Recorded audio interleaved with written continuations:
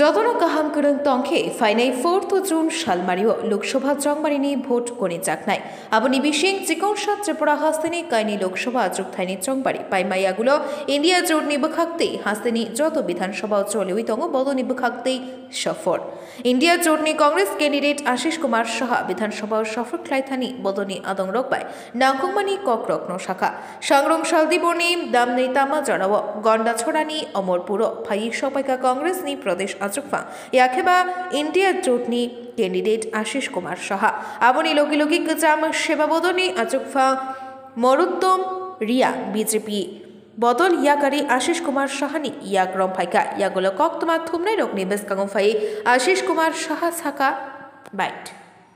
আমি সাংবাদিক বন্ধুদের স্বাগত জানাই। গত 5ই মে প্রদেশ কংগ্রেসের বর্ধিত সভায় আগরতলায় এই সভা অনুষ্ঠিত হয়। সিদ্ধান্ত হয়েছিল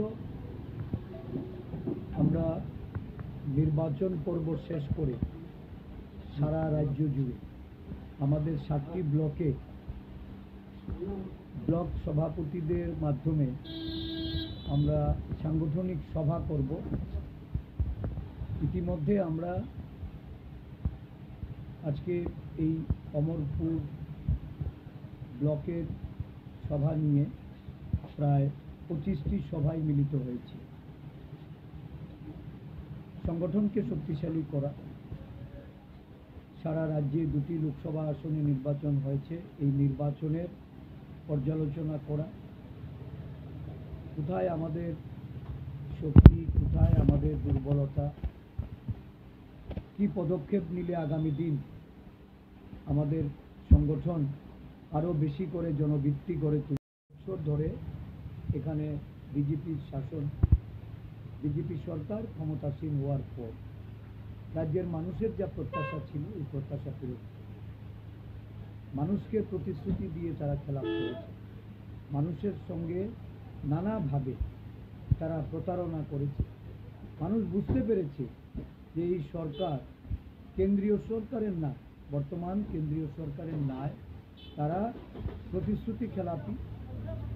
রাজ্যে একদিক থেকে যেমন কর্মসংস্থানের অভাব, বেকারি বেড়েছে, বিভিন্ন দ্রব্যমূল্যের দাম বৃদ্ধি পেয়েছে, মূল্য বৃদ্ধিতে মানুষের নাভিশ্বাস উঠেছে, সর্বোপরি আইন শৃঙ্খলার খুব বেহাল অবস্থা, জঙ্গল রাজ কায়েম করেছে গত 6 বছর, অরাজকতা একটা চূড়ান্ত রূপ নিয়েছে।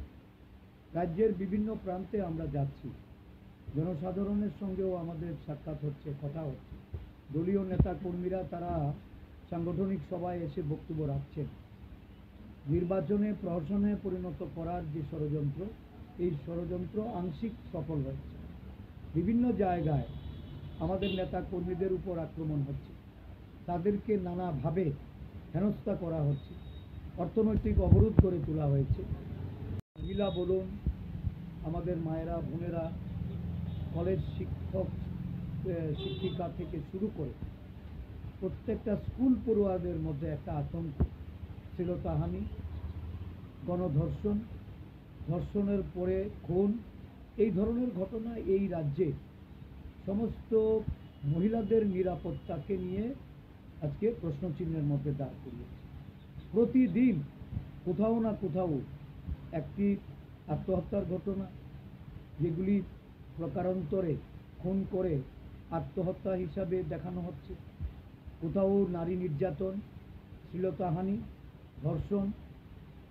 এখন আবার নতুনভাবে শাসক দলের মধ্যেই উপদলীয় কুণ্ডল, কোথাও পিস্তল ব্যবহৃত হচ্ছে, আগ্নেয়াস্ত্রের আস্ফালন চলছে, উপদলীয় কুণ্ডলে কেউ নিহত হচ্ছেন গুলিতে। পুলিশ প্রশাসন সেখানে তাদের ভূমিকা তারা গ্রহণ করতে পারছেন না। শাসক দলের অঙ্গুলি হেলনে আরক্ষা প্রশাসন সেখানে পরিচালিত হচ্ছে বলে সারা দেশব্যাপী এই জঙ্গল রাজ কায়েম হয়েছে। আমরা প্রদেশ কংগ্রেস আমাদের দলীয় সংগঠনকে শক্তিশালী করে আমাদের ধারাবাহিক আন্দোলন কর্মসূচি চলছে, সেখানে তার নেতৃত্ব, তার সক্রিয় কর্মীরা একটা ভূমিকা গ্রহণ করছে।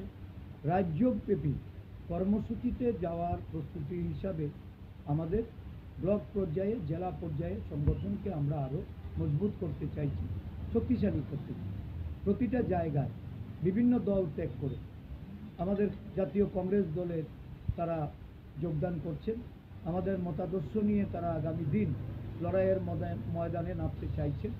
এই লক্ষ্যকে সামনে রেখেই আজকে রাইমা ভ্যালিতে আমরা সভা করেছি। অমরপুরে আমাদের সভা হবে, কিছুক্ষণের মধ্যে আমরা শুরু করব। এবং আজকে পম্পি বিধানসভারও পম্পিনগরে আমাদের আরেকটি সভা হবে, এখান থেকে আমরা শেষ করে দিয়ে থাকব। এতে করে সারা রাজ্য থেকে আমরা প্রবল সাড়া পাচ্ছি। সাধারণ কর্মীদের মধ্যে একটা উৎসাহ, সারা দেশের ফলাফলে প্রত্যাশিত ফলাফল পাবে এই ধারণাকে নিয়েই এখন কংগ্রেস দল মাঠে নামছে। কংগ্রেস দলের প্রতি সাধারণ মানুষের সমর্থন আমরা চাইছি। জনগণ এগিয়ে এসে এই বিজেপি সরকারের তাদের যে অপদার্থতা, তাদের ব্যর্থতা, তাদের নানাভাবে তাদেরকে যেভাবে জনগণের তাদের দ্বারা নির্যাতিত হতে হচ্ছে, তাদের দ্বারা নানাভাবে উপেক্ষিত, বঞ্চিত, এটা দূর করতে সাধারণ মানুষ সহ আমরা ঐক্যবদ্ধভাবে নামছি, মানুষকে এগিয়ে আসার জন্য।